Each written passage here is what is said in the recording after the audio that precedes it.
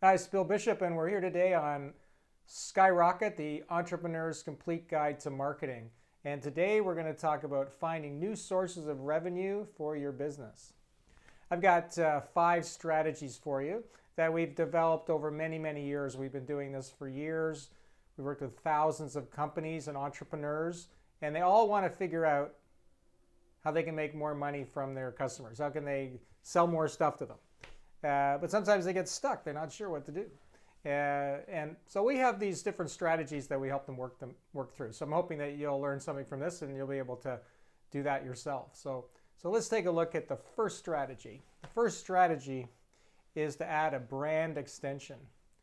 Now that's kind of a fancy term, but essentially what it means is to start adding additional things to your traditional product or service. Usually you have something. So you're in a particular industry and you have something that you sell, and let's say you sell hammers, or you sell life insurance, or you sell travel packages, something like that, and everybody knows that that's what you sell, right?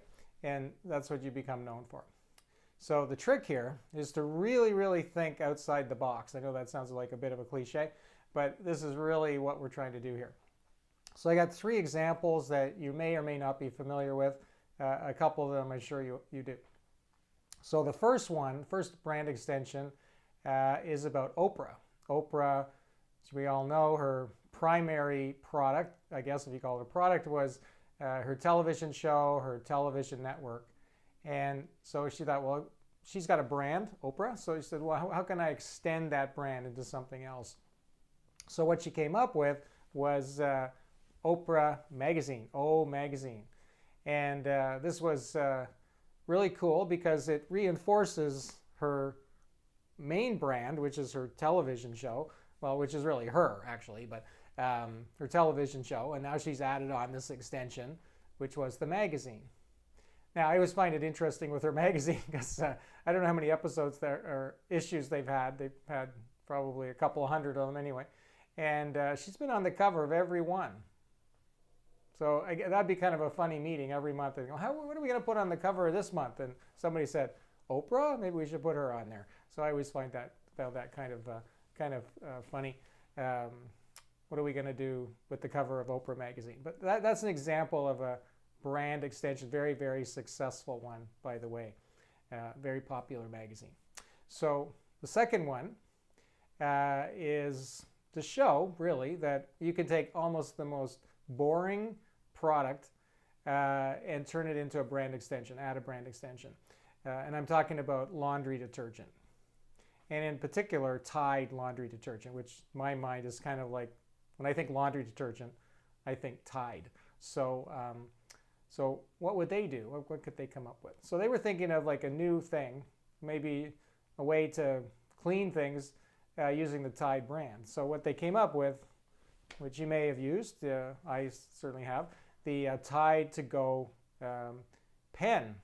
So it's like a pen-shaped item, and when you're on the road or whatever, and you have a small stain or something on your clothes, you can use this pen to clean that stain off. And I think that's a very useful thing and an excellent brand extension. The interesting thing about brand extensions is that if they're successful, they reinforce the existing product that you have. So if you buy Oprah's magazine, you're more likely to watch Oprah's television show. If you watch Oprah's television show, you're more likely to buy the magazine as well. So the same with the pen, right? You buy the pen, Tide pen, you go to buy regular detergent, you might just be more likely to buy Tide detergent as well. So the brand extensions start to reinforce each other.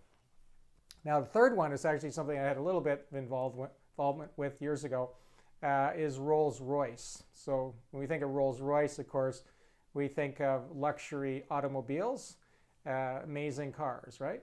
So they decided that one of the key things that they had was engines in the car. The engine is a key part of the car. So they extended that brand into Rolls-Royce aircraft engines.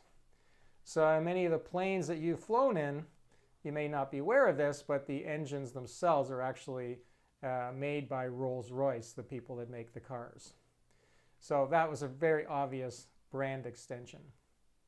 So the trick now is to figure out, well, what could be a brand extension for you? What could you do that would extend that? And just the way to think about it is to just start to think about all kinds of possible ways to take what you're doing and add on some other products and services that you could put under your name of your company or the brand that your company uses. Now, these are examples I gave you obviously are big companies, but it works with smaller companies too, just to start adding things on that you never thought of before. Because you were so caught up in just your existing product. So that's your homework, is to think about what's something else we could do. Now, one example here, which you could think about, is maybe you could create a game that's associated with your business. Excellent way to create a brand extension. A card game, a board game, video game. This is all part of a field of marketing now called gamification, that a lot of companies are using games for part of their marketing to extend their brands. So maybe you could do that. That could be a really fun thing to do. So there's a big idea for you maybe. Okay. Next thing is to build a value hub. That's the second thing. To build a value hub. So this is a term that I've come up with in my book, the New Factory, where is it there? The New Factory Thinker that I wrote, and it's one of the key concepts in there is the concept of a value hub. So what I'm meaning there is that what we're going to do is create a hub of value around the customer. So that we're going to surround the customer with all kinds of different products and services. Some of them you'll provide directly, some of them will be provided by other companies, and you'll make a commission or passive revenue from what they're offering there. So, so let me give you a few examples of value hubs that you'd be aware of. Here's the first one. So the first one is Apple. Apple's probably the classic example of a value hub. They started off, of course, as a computer company, Apple Computers. And around 1998, they had the idea to sell music through iTunes and iTunes Music. And that was when they started to develop their value hub. And when they did that, they took the name Computers out of their name and they just became Apple. And at that point, all bets were off. Anything goes now. They can create any kind of product or service to go with their business. So what did they do? Well, they got into the phone business. They got into the iPad business. They invented the iPad, essentially, a tablet. They started selling apps and movies. And, of course, they continued to sell music. Now they have streaming music. And the list just goes on and on. And they have the Apple Watch. Apple TV may be coming, Apple Cars, and so on. So they have lots and lots of things that they can do. Now, the interesting thing about a value hub is that you don't have to do them all yourself. As a matter of fact, better if other companies are doing it. So the thing is that what you're trying to do is find other things that your customers want to buy and get them to buy them from you. So as opposed to somebody else, like a watch, right? So people buy watches from lots of people, but now suddenly Apple customers are buying their watches from Apple. And this is really their business model, right, is the value hub.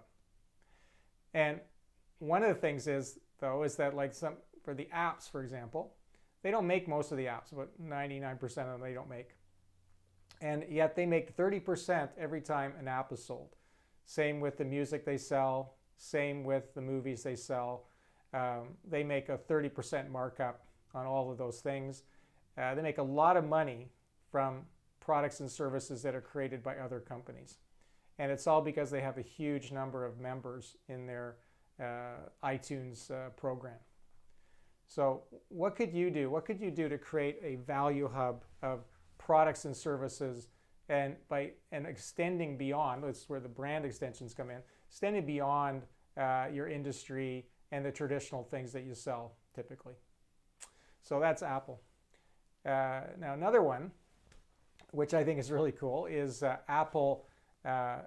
Uber, Uber Eats.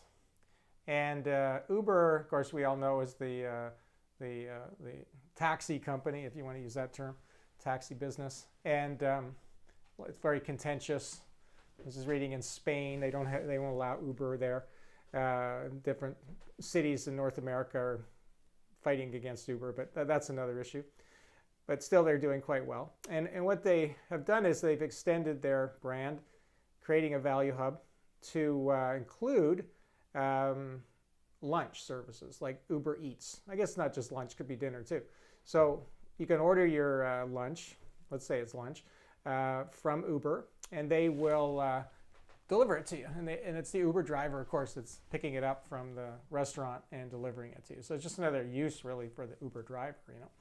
So suddenly now Uber is the place to buy your lunch from, right?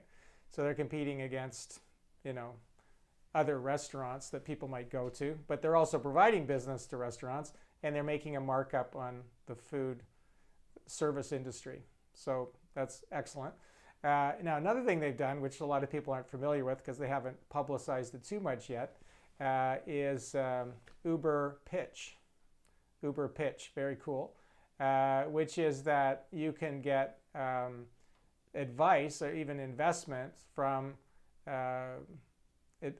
angel investors sitting in the back of an Uber cab. So what you do is you call up Uber Pitch, and they bring around a Uber car, and in the back of the vehicle is an investor, and you can pitch your company idea. So it's kind of like Dragon's Den, if you're familiar with that show. It's like that, and you pitch it to them. You get like a half an hour to tell your whole story, and you might get an investor from that, which I thought was very, very ingenious idea. Excellent value hub concept there. So that's another example of a value hub item that's being added to the core business of Uber. So there's that. Okay, so now I have another example here, which is the Right Now program, and that's offered by a client of ours named Rick Goet. And his business is called Global Filtration. They sell air filters to the airline industry. And what they've done is they've created something called the Right Now program, which is essentially a way for procurement officers, the people that buy the supplies for airlines, to go online and purchase all kinds of products, not just air filters, from Rick's company. And then Rick makes a commission on all the products that are sold. 99% of them are other companies' products. So he's created a platform, kind of like Amazon for the airline industries. And that was a really cool thing. He really figured it out because he got his head around the idea of a value hub, right? Okay, so now we have these two strategies: create a brand extension, which would be really like one item, perhaps extra, extending into a more advanced idea, which is a value hub. So now we're looking at multiple different products and services that could be added. In both cases, you know, you're going beyond the traditional thing, and also you're looking at you know, ways that you can make passive income from some of these things. You don't have to do them all yourself.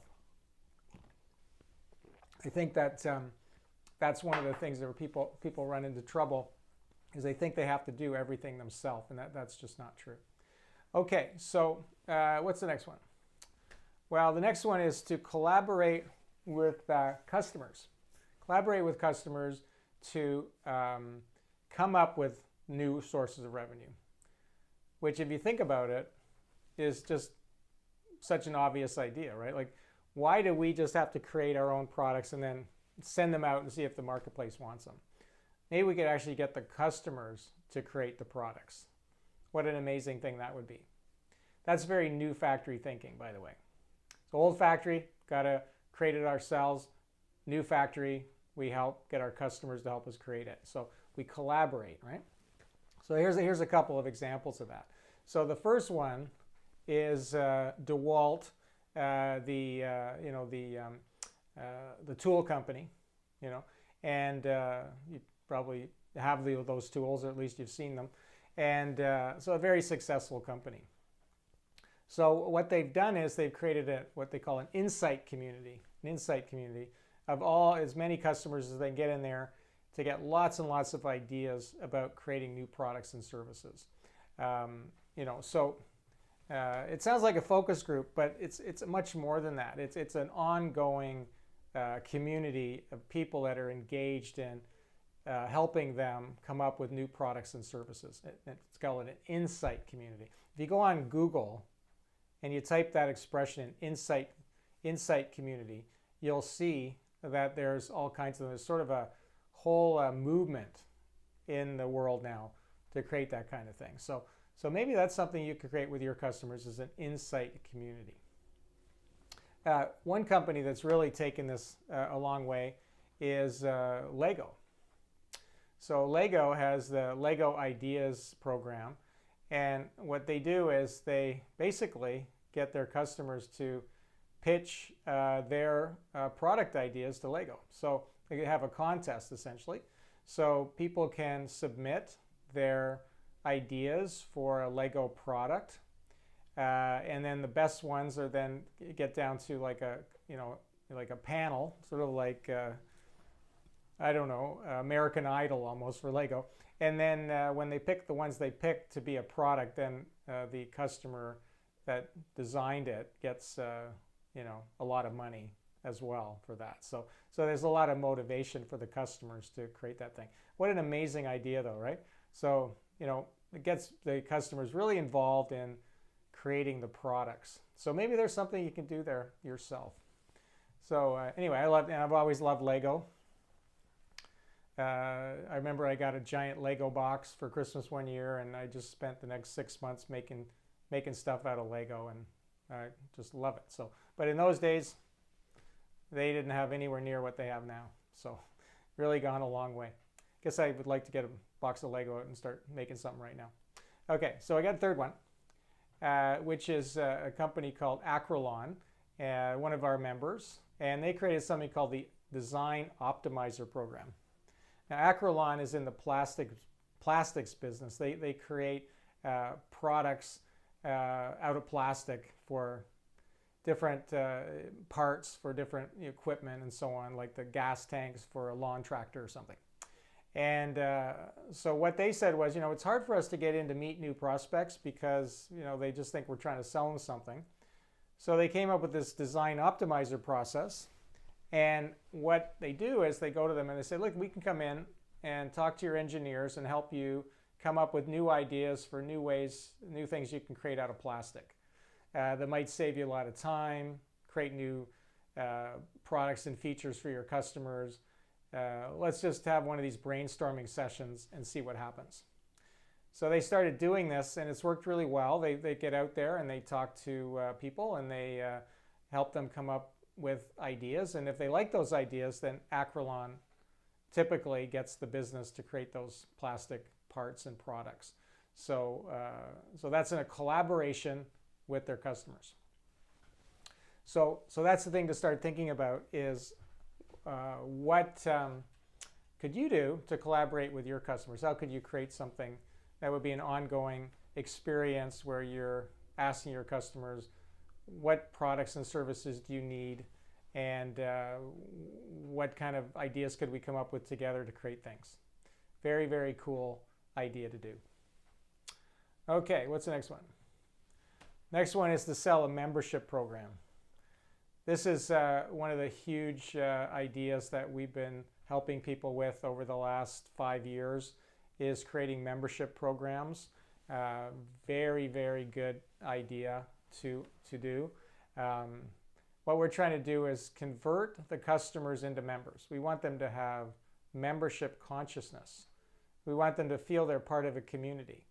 We want them to feel that your company and them are one and the same almost. That's when they become a member.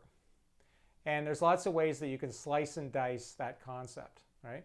So for example, one of the obvious ones is Costco. I have my Costco card, pay $100 or so for it, and I've been a member a long time.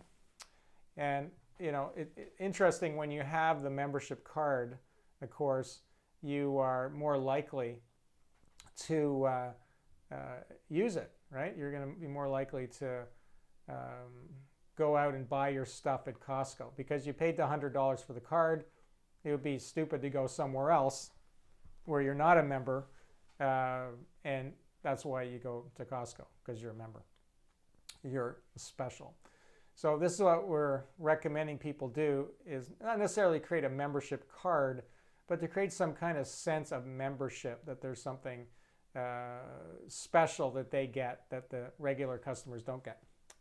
Another example of that is Harley Davidson. They have the HOG program, Harley Owners Group. And if you remember that, you know, this takes the owning the vehicle, the bike, much, much farther. They have all kinds of events. You know, you can get together with the other Harley owners and go on long rides with them.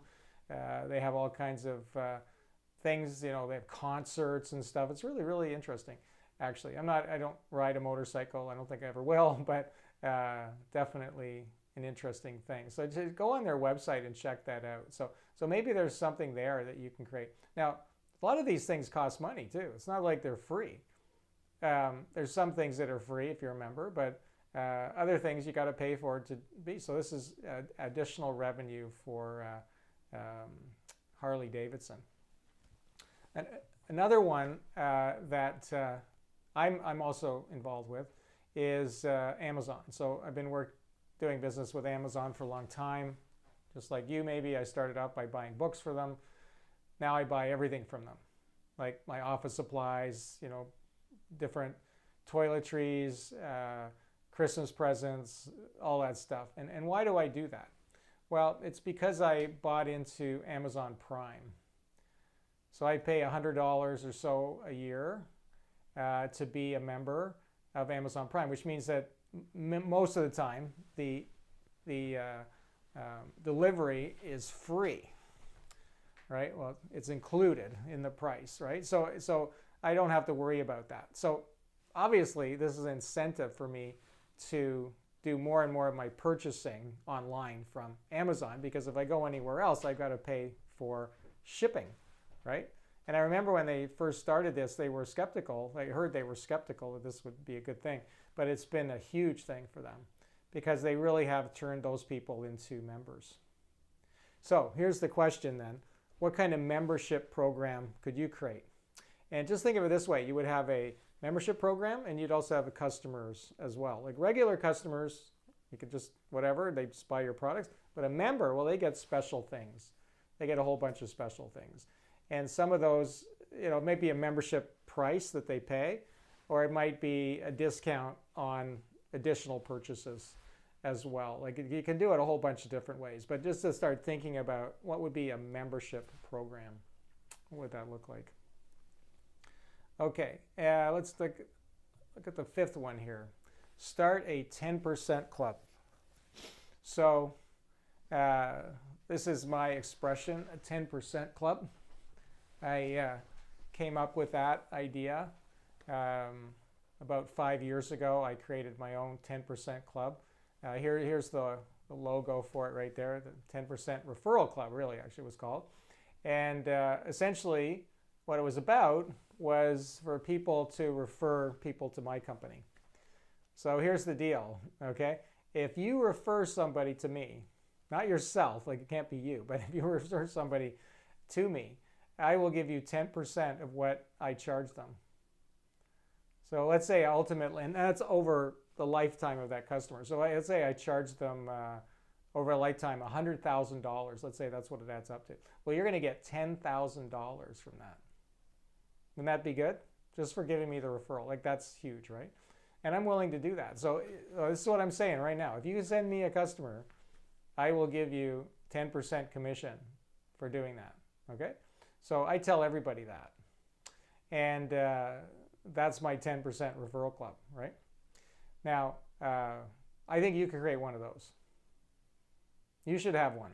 You should call me and tell me you have one and say, listen, Bill, if you send someone to me, I'll give you 10%. Well, this is going to generate a lot of revenue in two ways. One is you're going to make money from getting customers. Yeah, you're going to have to pay the 10%, but you're going to get more customers. But if you refer people the other way, you're going to get 10% commission. I had one member of my 10% club, I made an arrangement with her. I said, listen, if I send somebody to you, will you give me 10%? And she said, sure. And about a year and a half later, I was meeting with somebody, and they said they needed their office designed. And I said, oh, you should talk to Meta, this person Meta. And they met up, and she got the job, and she did the work. And when it was all done, I got a check for $1,300. Got a check in my hand, money in my hand. And that only took me a couple of minutes, like, well, maybe 1 minute to give them the phone number. So that was a pretty good minute, $1,300 minute. So there's a lot of revenue that can be made by giving referrals to other people, as long as you've set up ahead of time that you would get the 10%. So that's in a way a value hub there as well, right? Okay, so those are our concepts. Let me just go through them again. So we've got one is to have a brand extension, kind of like, you know, Oprah or the Tide pen or the Rolls-Royce engine, right? So a brand extension. Then we can have a value hub, right? So that's kind of like a bigger kind of brand extension, kind of like Apple with all the different products they have. We got Uber Eats, and we also have Uber Pitch, right? So we've got that. The other one was collaborate with customers. And so that was kind of like what DeWalt's doing with their Insight panel, Insight community, what Lego is doing with their Lego ideas, and what Acrelon's doing with their design optimizer program. You can also create a membership program, kind of like what, you know, maybe Costco's got with their membership card, or Harley Owners Group, HOG, they have with their, you know, community, or Amazon Prime, which is kind of prepaying your delivery.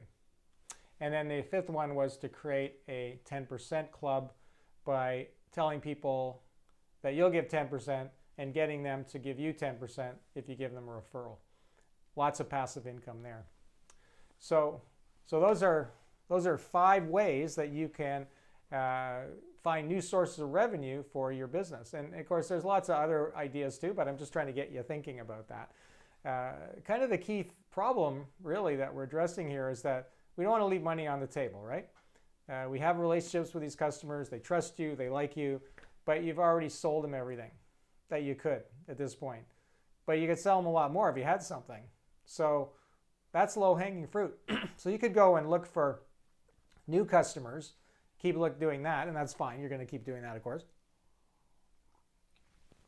But you can also start thinking about, well, what else could I sell my existing customers? That really is the low-hanging fruit. What could I do? And one of the key things I try to get across here is you don't have to do most of them. You can make passive income if you set it up right.